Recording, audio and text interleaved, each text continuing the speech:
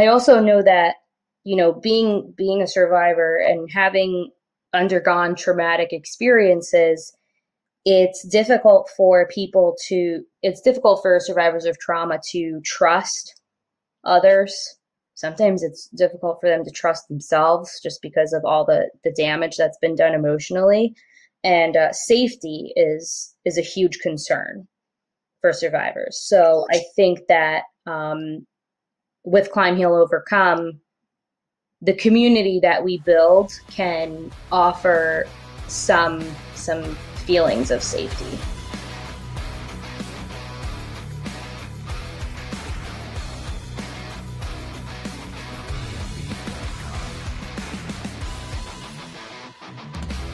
Welcome to Inside the Line, the Catskills. All right, so let's begin. We are recording now. My name is Stosh of Inside the Line, the Catskills. I'm here with my friend Bhakti Perez. Did I say that right? You did. Excellent. Bhakti Perez runs a place called Climb, Heal, Overcome.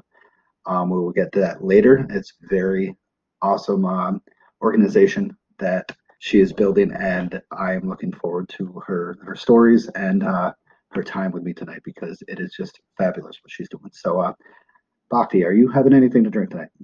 I am, actually. I am having a Lawson's Sip of Sunshine. Ooh, what is that, like just regular beer? IPA? It's an IPA, yeah, from Maine, actually. It's a hefty one. But yeah, it's delicious.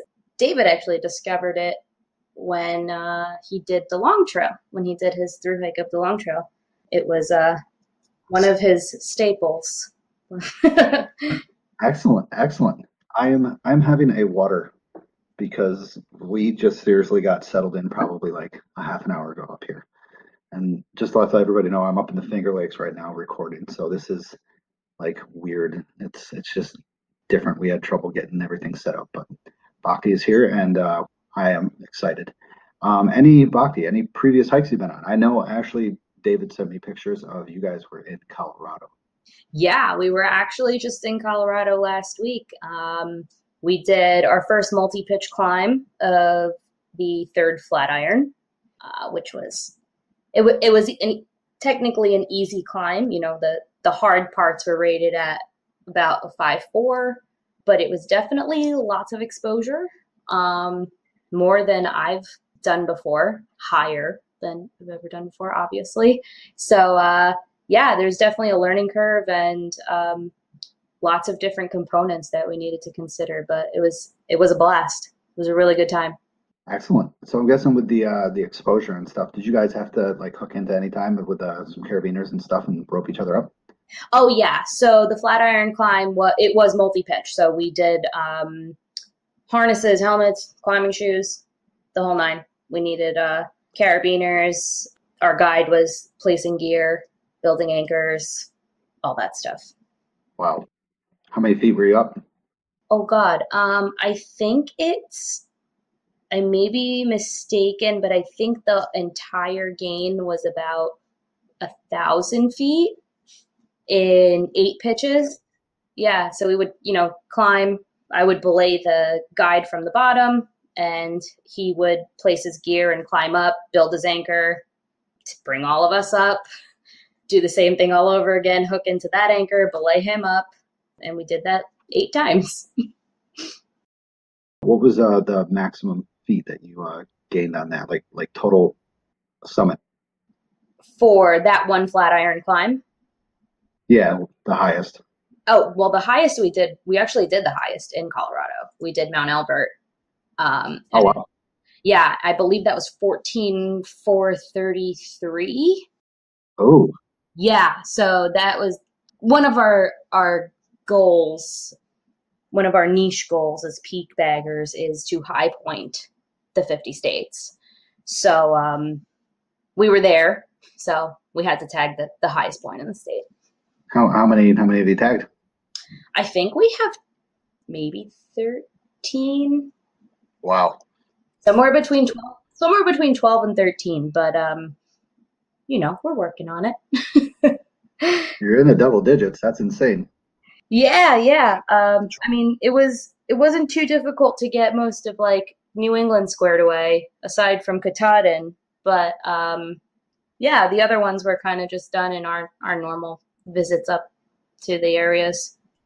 Excellent, excellent. Yeah, we also did we did Torrey's Peak, so we did the Grays and Torrey's Loop, but we went up Torrey's Peak via the Kelso Ridge route, and that involved a lot of Class 3 scrambling at very high altitudes, and also involved a knife edge. That was the first time that I've ever had to do anything of that exposure, and it was terrifying, but I think it was a good team building experience. Yeah, those nice visors are no joke. Yeah, yeah. Especially when you're just like, I was literally straddled on the thing and just scooting my way through. Oh man. I mean, did you know about this beforehand? Oh, of course, yeah. So we went with two of our friends and we were all kind of studying the route because this was definitely one of the more tougher things that we've done. So we wanted to make sure we got, the best beta and we studied the route just to make sure that our route finding efforts were successful. Excellent. That's some crazy stuff. I can't. You guys are every picture David sends me is just absolutely phenomenal, and I'm just like, oh my God, they're at it again. Like you guys are out of Yeah, your minds. yeah, yeah. I'm over here climbing like a 4,000 foot mountain. You guys like, hey, we're at 14,000 feet. You know what though? The gains are similar. It's not like I'm gaining 14,000 feet in my hike. The altitude Yeah, was definitely something to be considering, especially because it's the drier air and the thinner air definitely added to the difficulty of it. But if you lined up the numbers between mileage and elevation gain, some of the hikes were very similar to, like a big Adirondack day or even a big New Hampshire day. that's awesome. I'm glad you guys are out there doing this and kicking ass. It's very cool to see. It's definitely a blast doing it. Yeah, I could only imagine. Um, so yeah, I just went on Balsam Lake Mountain on Tuesday, so that was very nice. A beautiful day to get out. Yeah, I think that's my favorite fire tower, especially in the winter, like when it's all fluffy with the snow. I think that's my favorite one. Yeah, that's definitely a the view up there is phenomenal because you get a lot of just 360 view and you can see almost every range I think out there. So just a peak of every range. So it was a beautiful hike. I mean, it's not that difficult. I had a great time and I enjoyed the fall weather stuff starting to fall up there. So it's really it's getting that feeling of it's fall. Mm-hmm.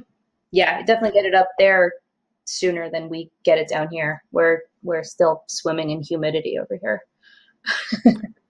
Yeah, we got up in the Finger Lakes here. It's like 70 degrees, but the wind is like 30 miles an hour constant, so it's nice and cool. Oh, it's probably glorious. It is. It's very nice. So we'll go on to some the Catskill news. The only news I have is another hiker was rescued off of Cornell Mountain. I think it was like 2 days ago. Yeah, I heard about that. What was the deal with that? I don't know the details, but the guy said I remember seeing it on Facebook too, and he said he broke his knee or something like that. They Mhm. airlifted him off of I believe it's the west facing side of Cornell where the rock was. Wow. They got him above the crack and they moved him to the other side. Oof. So he said he's all right, he's fine. So it was pretty funny to see somebody say something on Facebook and all of a sudden he's like, "That's me." Yeah, yeah. Actually, you know what? I think I did see that thread. I think I did see that thread where it was like, "Is me. I'm okay now," which is great because that can be terrifying, just being Yeah, out there. and then plus he when he responded, there was like no shame. So Oh everybody's like, yeah, "Okay, you're cool." yeah, definitely. I mean, hey, you called for help. That's Yeah, but yeah, that's the second one in a couple weeks actually. It's been 3 weeks I think. wow. So, yeah. But hey, stuff happens, and instead of trying to get himself out, he called for help, and they responded quickly. The Rangers did a great job. We were on standby, so we were getting ready to go, and I was like, I can't go. I got to go to Finger Lakes. So I mean, hey, that's why people like you exist, right? To help people in need. exactly, and I'm excited at one time, and then I'm terrified at the other time because the person is hurt, injured. So I don't want to hear that. Yeah, absolutely. All right, and that's probably all I got for any news. So let's get into the Catskills history that I like to do every time. So our Catskills history today is this, once again, of a great hotel that existed in the Catskills called the Kaaterskill Hotel. A lot of people probably have been here because it's on an easy hike right along the escarpment on South Mountain. Easy to get to. There's nothing really left except for like a basin and stuff like that, maybe a little bit of foundation. But it's open area that you can tell that something was there. So we're going to give a little history of what it was like, how it started, and hopefully you'll enjoy it. So the Kaaterskill Hotel, sometimes also called Hotel Kaaterskill in the 1800s, was originally built in 1981 by George Harding. Later we'll go on why he built it, and it's an amazing, hilarious story. It was located on the summit of South Mountain. It originally had 600 rooms, and later he expanded it to 1,200 rooms. It was one of the largest hotels in the United States in the 1800s. Phenomenal view up top of Kaaterskill Clove. Everything was cut down, so the hotel people had a view facing, I believe it's southeast of the Clove end of the Hudson Valley. So it was an amazing view, and I couldn't even imagine what that looked like. On the backside of the hotel, patrons had another outstanding view of North South Lake and North Mountain, which is another awesome spot. So being on top of South Mountain, they're getting almost a 360-degree view of the Catskills, which is awesome. He built the Kaaterskill Hotel at a staggering $1.5 million, which on its day was an amazing amount of money. Today, probably that would be over 50 million. I think I updated that from the website I got this from. It used to be at like 35 million. I think it was like 1980s when this was researched. So talk about inflation. Yeah. Yeah. The hotel even had its own U.S. zip code, which is pretty cool. I don't know anything about that. Through the years of operation, the hotel had the famous visitors like Oscar Wilde, Lillian Landry, Ulysses S. Grant, and President Chester A. Arthur. There were visitors from every major city in the world, and it made it one of the most magnificent hotels in the world. It was probably expensive because of its size and because of its location. I guarantee it had to be. If you go look it up on the Catskill Mountaineer website, they have a great write-up about the hotel and pictures. It's amazing. So what we're going to get into next is why he built it. So this is almost about as famous as the Kaaterskill Hotel, the way it was built. In 1980, George Harding was vacationing in the Catskill Mountain House near the North-South Lake in the Catskill Mountains. Most of you know that this is right off of the North-South Lake area. There's a big, huge open flat area. That's where the Catskill Mountain House existed. Beautiful place. At the time, they were only serving roast beef, and Mr. Harding demanded that the waiter bring his daughter some fried chicken. The waiter refused to bring them fried chicken, and after a heated debate, the owner of the Catskill Mountain House, who was Charles Beach at that time, was called in to settle the dispute. And still, George Harding would not hear the denial of his request. Finally, Charles Beach told George Harding that if he wanted fried chicken, he should build his own hotel. And at that time, George checked out of the Catskill Mountain House and started planning on building a bigger, better hotel, which is insane. Talk about, I don't even know what to say, like temper tantrum. That's spitefulness right there.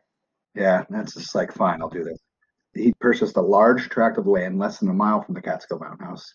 I think it's even less than a half a mile. It's right next to it on the summit of South Mountain. The following year, which is amazing that a 600-room hotel can be built in a year, especially in the 1800s, he opened the Catskill Hotel.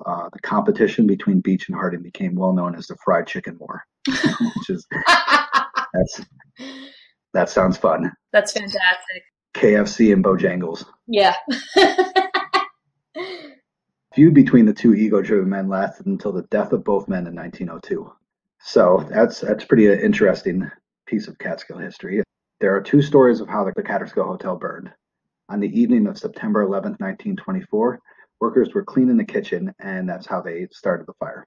A second story also says that the workers were making soap, and that's how it caught fire. The fire spread very quickly and burned the hotel with several standby buildings. Witnesses also stated that within 2 hours, the hotel was a white hot fire pit. Back in the 1800s, everything was built of dry wood, so I can see that happening. And then probably all the fried chicken oil was probably stored somewhere, and that probably ignited everything because Yeah. everybody wanted fried chicken at the time, apparently. Fried chicken came back to bite him in the ass. Yeah, it seems like it. The fire was so massive that it could be seen from Connecticut and Massachusetts, which is insane. But I got to admit, that's a clear view of the Catskills, so you could probably see a lot from there. Mm-hmm. The owner at the time, Mrs. Henry Tannenbaum, had left the afternoon for New Jersey and returned when she learned that her hotel was burning. The sprinkler system was installed the previous years, and it's amidst the fire spread so quickly that the sprinkler system could not overcome the fast-growing fire. The hotel was only insured for $150,000 at the time. Yikes! So they lost. What did I say? It was built for $5 million. It's probably $4.75 million. That's about a big loss. That's huge, especially back then. Oh yeah, I mean, I can't even imagine $4 million back in the 1800s. Mm-hmm. $4 million right now is still pretty high. Oh yeah. Check out the Catskill Mountaineer webpage for amazing pictures and even more information about that hotel. The pictures are phenomenal. They show a lot from the interior of the hotel, the exterior, and how people got up to the hotel, which is actually phenomenal. Some of the trails exist because of that hotel. Bhakti has been on one of those trails. It's called the Harding Trail. That leads up to that was usually going up to the South Mountain Hotel. So I know Bhakti has been on there because she has been climbing where I was climbing last week. Indeed. Right? You went up to Indian Head, the overlooks? Yeah. Did you guys go from the Route 23A? To Indian Head? Yeah, the Indian Head overlooks. Yeah, I think that was the way we went up when we did Indian Head after, like the week after we got married, we went up to the Catskills, and that was the Nice. route that we took. Yeah, that's old-fashioned road that led up to the Palinville Overlook, and then it also led up to the Indian Head Overlook, and then it went straight up to the Kaaterskill Hotel. So it was Yes. still there, still running. Oh, you know what? Actually, we were there recently. Yeah, you sent me climbing pictures. Yeah. We were there. Yeah. We did. We found the crag there, and we were climbing up by the Palinville Overlook. Yes. Yeah. Now I'm remembering. It's a hell of an area. Oh yeah. It was insane. Like it's like tucked away, but it's beautiful. It's up to date as well too, and that's what we found. We found all that stuff, and we were like, oh wow, this is pretty good up to date climbing. Mm-hmm. It's a little choppy, but So I'll have to go there sometime. yeah, you'll have to come out with us. Now that you incriminated yourself and we know you have the gear. I have that. I gotta admit, doing that. I did my first rappelling this week, everybody. So it was very fun and very crazy at the same time. Luckily, I had a great instructor that pushed me over the ledge to make me feel that first drop, and it was just like nothing after that. That's the most terrifying part, is just getting yourself off the first little drop off. Leaning back basically is the scariest part.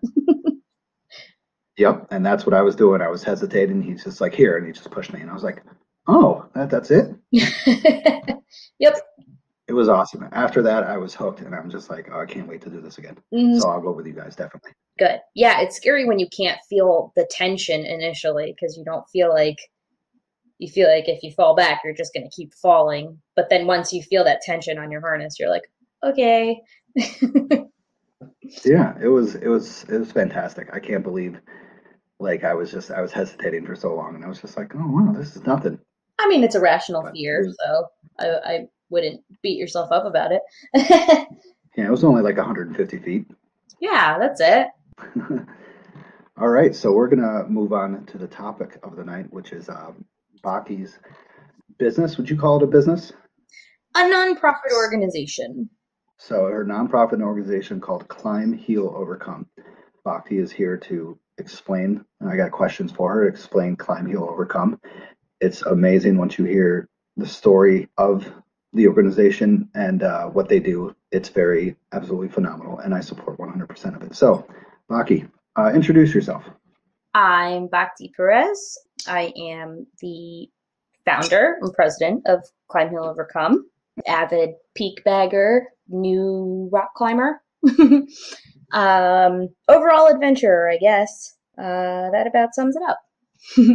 She's been everywhere. I get pictures. I'm friends with them on Facebook. This is the first time I've met Baki face to face, even over the internet.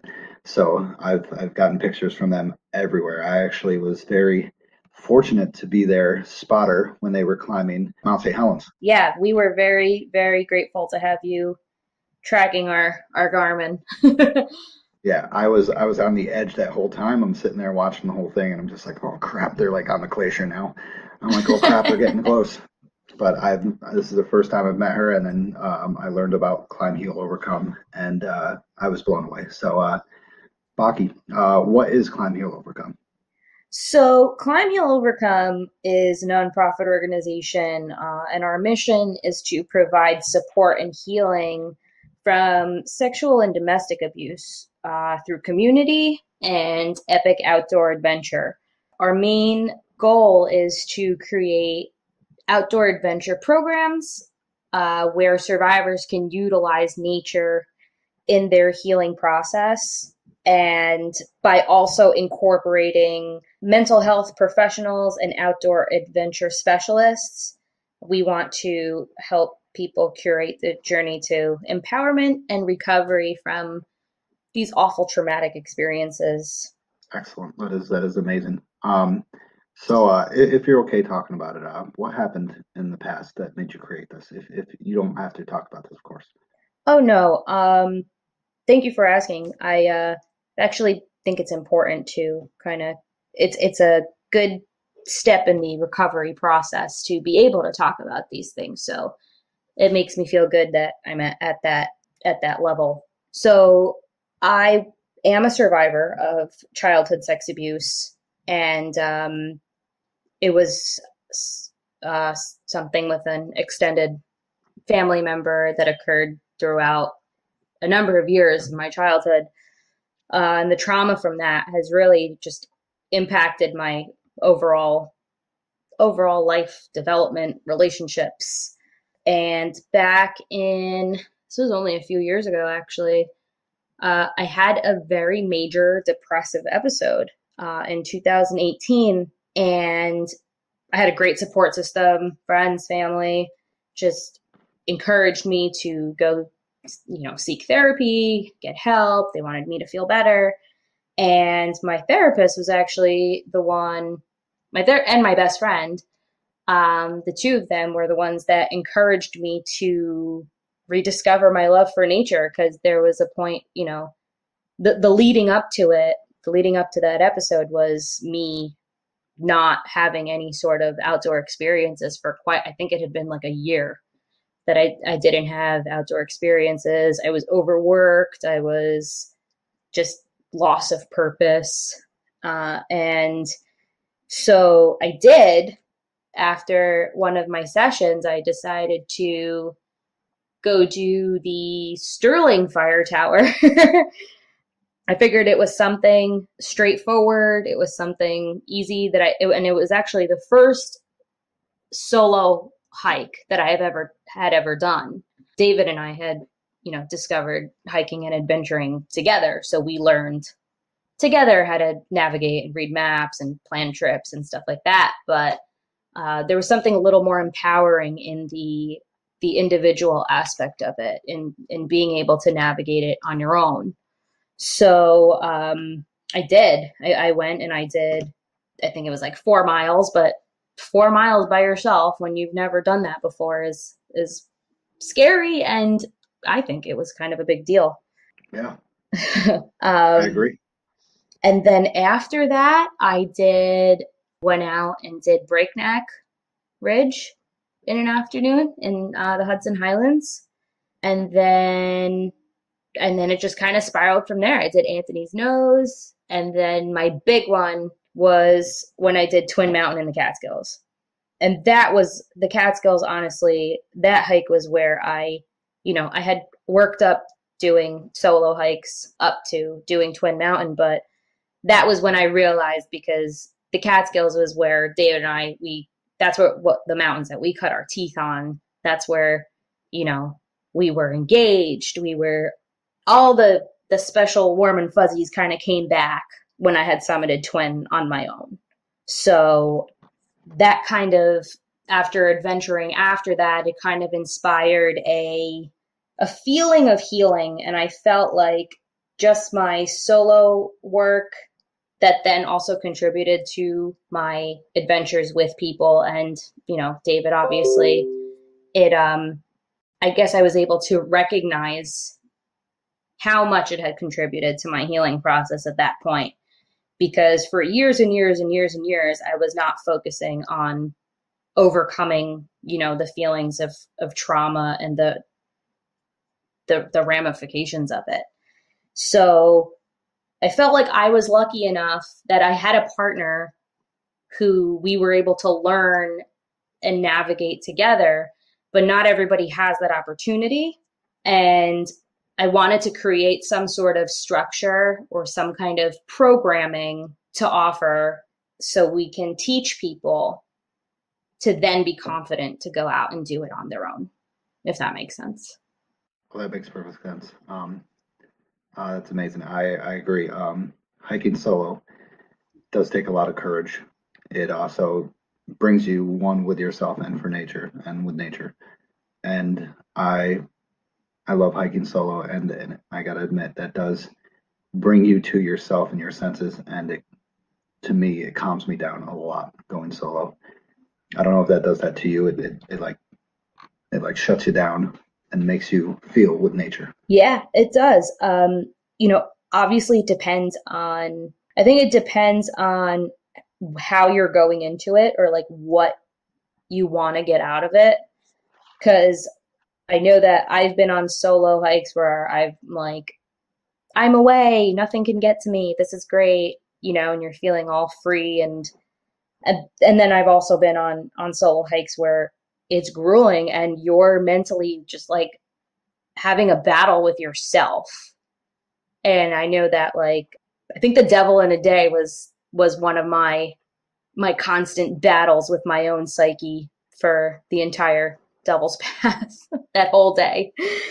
Oh yeah. And I know that's common, but when you're actually in the moment and experiencing it, it's life changing. So I also know that, being a survivor and having undergone traumatic experiences, it's difficult for survivors of trauma to trust others. Sometimes it's difficult for them to trust themselves just because of all the damage that's been done emotionally. And safety is a huge concern for survivors. So I think that with Climb.Heal.Overcome, the community that we build can offer some feelings of safety. Excellent. So now with Climb, Heal, Overcome, is it just involved with women, or is it also men and also other genders as well? So it is.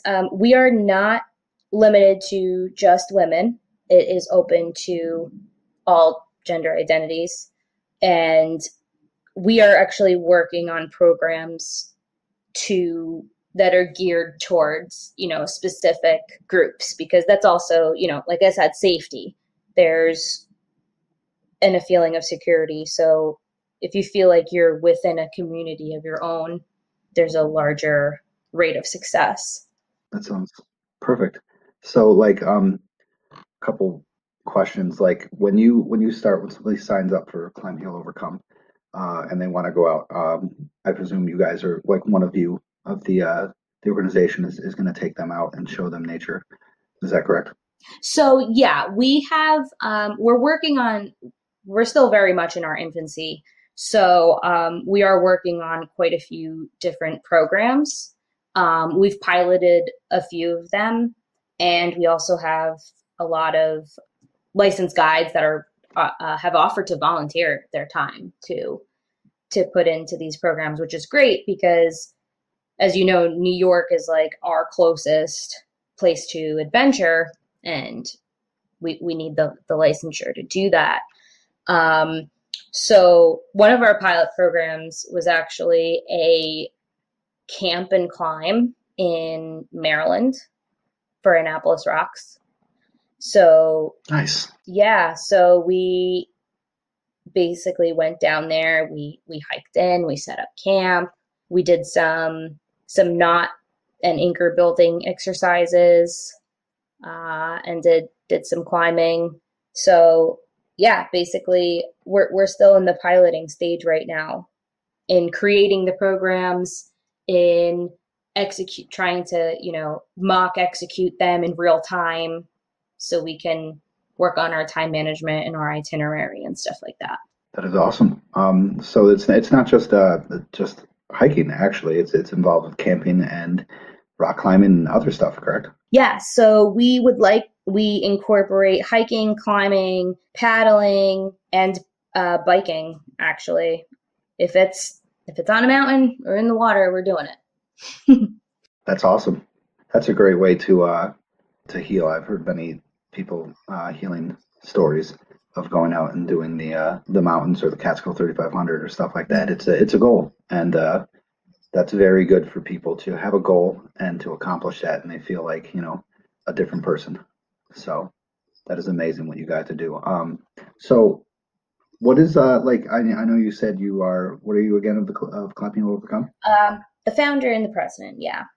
Do you take people on adventures as well? Take We, yeah, I have, like in the pilot program, I've led a couple of hikes in the Hudson Highlands. Like we've done Lamb's Hill and we've done Anthony's Nose from the old AT route. So yeah, it's definitely been fun.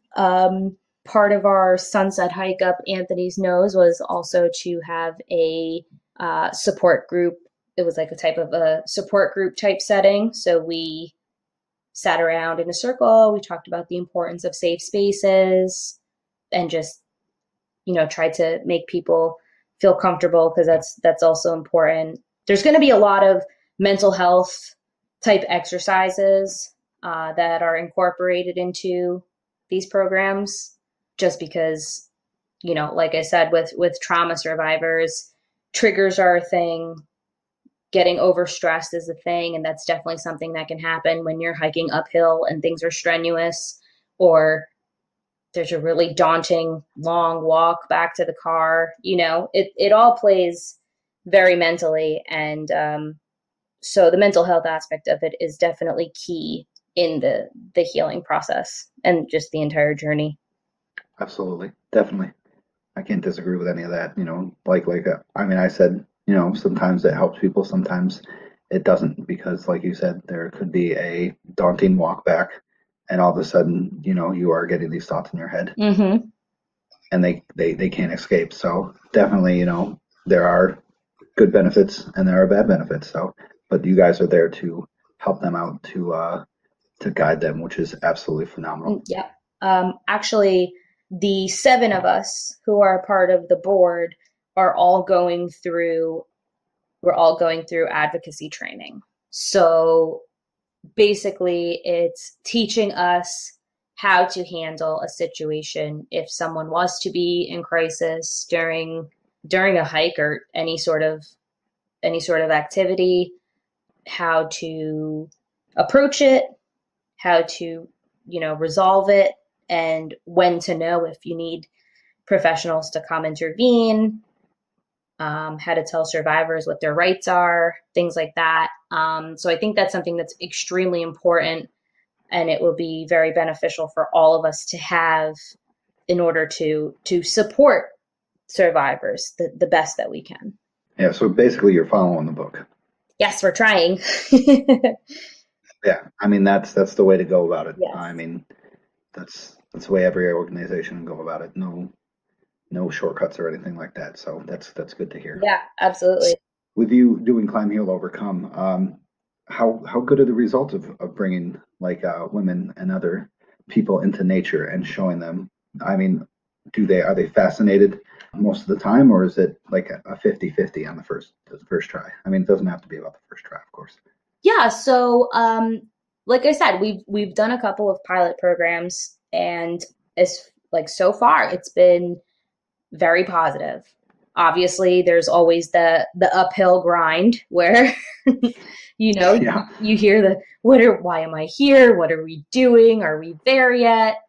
And then, you get to the top and there's this beautiful overlook or outcropping, a lot, like I said, we do a lot of stuff in the Hudson Highlands, so overlooking the river, overlooking Bear Mountain Bridge, and then they just kind of forget that they were asking if we were there yet. Yeah, One of the big things I say on the way up is, "Why the hell am I doing this?" yeah. Oh, every time.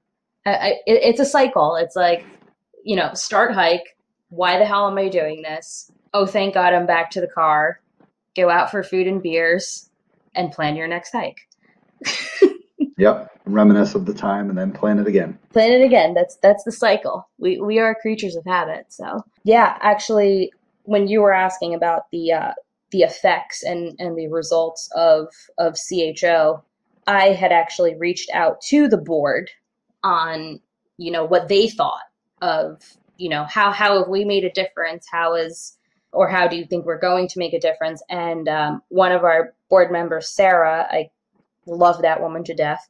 She said that a great story to share with you would be how we've already helped 7 women, include, as in us, the board, because we all came together in a time where, the future was uncertain. I don't think I mentioned this before, but this is a pandemic project. The, Oh, yeah. so how long have you guys been at this? So I forgot to ask that. we were officially 501c3 in January of this year. Awesome. So yeah, so this is a 2021 COVID project. We started brainstorming in May of last year.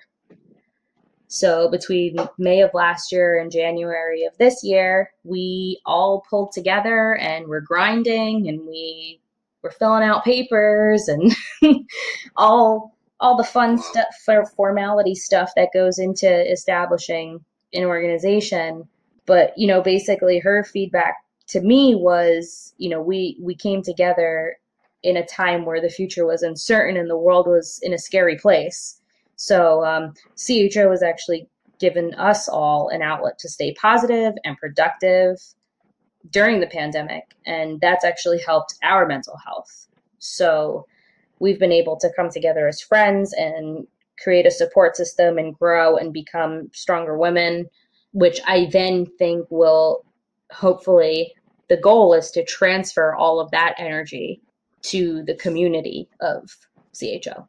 Hell yes, that's perfect. That is that's amazing progress in that short amount of time. Yeah, I mean, I'm telling you, these women that I work with are superheroes. Now you say it's Sarah. Is that Sarah Bacon? Do I know her? No, this is Sarah Tidwell. She's an old friend of mine. But Sarah Bacon, actually, also a superhero, was nice enough to offer her time to us. So we're going to be working with her in the near future. Good. I got an interview with her, so I'll ask her. Yeah, absolutely. Excellent. That is once again that's amazing what's going on and what you're doing. That's awesome. You are guys doing it really fast, which is good because the world needs it. The world needs more love and support. Yeah, absolutely. We're looking forward to taking the scenic route with Bacon. Excellent, excellent. So any great stories do you have with Climb.Heal.Overcome as of yet? This short amount of time. I mean, we're very close to launching one of our programs soon. I'm actually just waiting on our next meeting to put together the final details of it. We do have a yoga fundraiser coming up next week, and we'll have the details out on that on the website soon and on our Facebook and Instagram. Excellent. Instagram. Yeah, that's that. I mean, that was going to be the next question. How do you get involved? What can you get involved with? Of course, you can have donors, which, anybody wants to donate to Climb, Heal, Overcome, please do it. But how do they reach you? Sure. So can always feel free to support through climbhealovercome.org/donate. There are several different ways to contribute to us on that page, including PayPal if you want to buy merch, if you want to donate used or new gear. All of those links are on climbhealovercome.org/donate. You can reach our business Facebook page, facebook.com/climbhealovercome.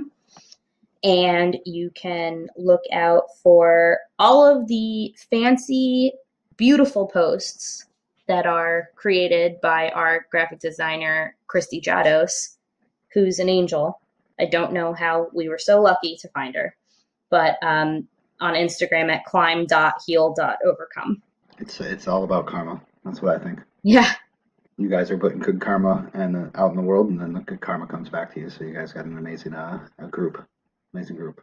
Yeah, every last one of them. So once again, as Bhakti said, search on Facebook and their website for them, and reach out to them if you want to donate, or if you want to, climb, heal, and overcome. If you have any problems, I guarantee they will help you out with anything, because this is a great movement that's going on. This is fantastic. Getting people out in nature really does heal you. So please, if anybody's listening that does listen, 3 or 4 people that listen probably, that's what I always say, contact Climb, Heal, Overcome. So also, Baki, any personal scary moments you've had on the trail? I always ask people this. So do you want I picked out a few. Do you want Go right ahead, anyone. Do you want scary? Do you want hilarious scary? Or Both. Okay. I'm a funny guy, so I'll take both. So the one that includes both is going to be, my husband's going to kill me for this, but the time my husband almost killed me on the escarpment trail, which was also the weekend he planned to propose. Oh man. So we had planned this trip because, I mean, obviously the whole reason for this podcast, the Catskills are very special to us. It was actually, the Catskills is actually where we first vacationed together for the first time. We were super newbies, so we kind of drove up to different trailheads on the escarpment, and then, hiked out to Newman's Ledge, and then hiked back, and then hiked out to Kaaterskill Falls, hiked back, drove. So David's brilliant idea, as we became more mature hikers, was let's do a romantic through hike of the escarpment trail. So we'll do the whole entire trail, cover all of it in a weekend. So one overnight. Seemed pretty straightforward, simple. I was down. So we look at the weather, and it's absolute crap that weekend. It was 40 degrees, wet, cold. It was freezing. He decided that that's the weekend he's proposing to me. So we went. I was getting over a cold, and I am coughing up a lung. I just remember also slipping and sliding because it was raining, and everything was socked in. I remember slipping and sliding, going up Blackhead Mountain. Why are we here? What are we doing? You really couldn't wait for another weekend to do this. Now we're camping. We're all soaked. We finally get to this little area on Arizona Mountain, and we drop our stuff and decide that we're gonna put up our tent there and settle there for the night. So we thought it was going to be a quick group effort, get the tent up, get into dry clothes. I could not hold things in my hands because they were so cold. Like I could not grasp things. So I couldn't touch any of the clasps on the tent and like hook anything on, put anything together because I literally just could not hold things in my hands. So poor David gets the tent up by himself, get into dry clothes. Luckily, we warmed up pretty quickly because we cooked dinner. We had a hot dinner. We warmed up quickly. But prior to that, I really thought we were going to die of hypothermia. So, by the way, everybody, if you're listening, those are not the times to hike when it's cold and raining. No, definitely not. So then the next day did a 180. We get out of the tent. We were on this beautiful ledge of Arizona Mountain. Everything was clear. The view was beautiful. So mind you, this is also a story how either one of or both of us could have died. David goes out to take a picture and he slips on a tree root off the ledge and is like holding on for dear life and climbs back up. So meanwhile, like I have no idea what his entire plan was. So we get over to Inspiration Point. Yep. Or was it Newman's Ledge? I remember you told me it was Inspiration Point. Now I'm going to get in trouble because I can't remember. I think it was Inspiration Point. So we get there and we're taking selfies, whatever. We decide to stop there for lunch. And then poor dude was so nervous. He's like, come take a selfie with me. I'm like, that's literally what we just did that. Like, that's what we did when we got here. And he's like, no, let's take another one. And he gets down, on his knees and he proposes, gives me the ring.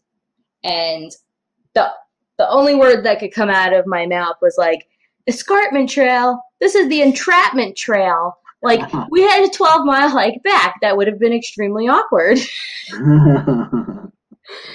But yeah, so that's the scary funny story of how we both almost died, but then just ended up getting married. Well then, I guess that's a good test of marriage. Oh yeah, absolutely. If she can do this during the cold rain, which is something I would never do, she can be my wife. So yes, good. Yep, exactly. If she can do this, borderline suffering from bronchitis and potentially hypothermia, we lived. It's meant to be. And then you guys go out and climb Mount St. Helens and 14,000-foot mountains now, so I think you're good. Oh yeah, yep. Nice. Yeah, so that's amazing. So I don't know if you have anything else. Do you have anything else to say? Did you want another scary story? Yeah. This is the scary story now. This just recently happened. So it was like kind of mind-boggling to me. But not mind-boggling actually. It was just it was scary. It was so when we did the climb of the Flatiron, our guide was placing the gear to hook the rope into as he was climbing up. And this was on the very, very last pitch before we summited. And it was a very short pitch. So he didn't really need to place any gear if he didn't have to, because he was kind of able to walk up the face of it. But he ended up just taking a sling and like putting it around a horn of a rock and putting the rope through. And then I was the next one to climb after him. And this was the hardest part of the climb because it was extremely slabby. It was smooth rock. There was nothing to like hold on to. So I was like using my palms and trying to like shove my feet into the tiniest little nubs that I could find. And I look up and this sling is just like floating on the rock. It's no longer around the horn. Mm-hmm. And it was totally fine because our guide was already at the summit and he was belaying from the top. Like he was at a good belay stance, but like for any reason, he just put that there for like an extra security measure. But as you're climbing on your last few steps, just seeing that and knowing you had a few more feet left to go to the summit and you couldn't screw up, or at least you thought you couldn't screw up, I was just mortified. And then I get to the top and just start cracking up laughing like a mad woman because it was so terrifying. You didn't crack up on him? No, because I knew in the back of my mind that like all of the security measures he put in place and his belay technique and, you know, his entire setup, I knew it was legit, but it was just that like initial mind fuck of seeing a piece of gear just floating. Basically, you would probably be saying, "Oh, look at that." Yeah, exactly. So it was just all of the emotions at one time and then realizing you're fine. And how many feet up were you, I'm guessing? That was, so I think the summit of that third Flatiron is above 7. It might be close to 8. I think it's in the 7s. But the climb, the vertical climb that we did was about 1,000 feet of gain. Wow. That is definitely one of a what the fuck kind of moment. Oh yeah, it was. I would have went up to him and probably said that was against OSHA regulations. Yeah, right. And I'm pretty sure that I heard David behind me because he was on a team with one of our other friends, and I'm pretty sure he was like, "Oh shit, I think she saw it." Don't worry about it. Don't worry about it. It's cool. That's awesome. Amazing. I can't wait to hear more stories when you guys are climbing the other places that you want to go in the high points of the. Yeah, you got to come with us. I'll think about it. You can do it. I haven't even done the high point in New York State yet. I thought you've been to Marcy. No, I haven't. Oh. We went and did Mount Van Hoevenberg, and we did Goodnow Mountain. Mm-hmm. And that's about it in the Adirondacks. It's just the drive up there and then the drive back is I got to figure out days off to get up there. You need more than, I mean, we've tried to jam pack a weekend, but you do need more than that if you want to get a decent amount in. Yeah, I'll get there. You will. Marcy's cake. You. I've heard. Yeah, it's not like anything crazy. Well, excellent. Thank you for those awesome experiences. It's a good laugh and a good what the fuck kind of moment. Yep.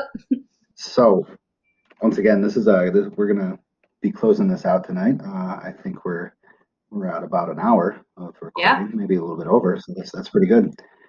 I'd like to thank Bhakti for joining us and sharing info about Climb.Heal.Overcome. Please contact Bhakti if you want to donate or do anything with Climb.Heal.Overcome. If you want to get out your current life that is not well with you, contact Climb.Heal.Overcome. They have a website. They have a Facebook page. Do you guys have an Instagram? We do. Instagram is at Climb.Heal.Overcome. Awesome. So look up Climb.Heal.Overcome on almost any platform, and you can definitely find them. Bhakti, once again, thank you for coming out tonight. This was awesome. It was great to hear. Definitely a different side of climbing that I haven't been involved with, but I'm excited. I was glad to do this. Yeah, thanks for thinking of me and the invite. I'm honored. Hopefully, more people listen. Hopefully, actually, I'm going to thank my sponsor, OER Outdoor Equipment Metals. If you want to have some gear, I don't know if he's ever listened to this. I haven't gotten feedback from him, but I'm going to do this every podcast until he helps me out. He is a fellow star member, and he owns a outdoor equipment rentals. You can get microspikes, personal locator beacons, GoPros, safety vest for when you're out in the Colorado Rockies and you haven't caught an avalanche. He has everything. So once again, contact Outdoor Equipment Rentals. I'll check them out online. Bhakti, thanks for joining me. Thank you. Thanks so much for inviting me. Anytime, it was my pleasure. I'd like to thank everyone for listening. Subscribe and get a hold of me if you want to donate, which you don't need to do. Just listen, please. Thank you, everyone, and have a good night. Good night, Baki. Good night.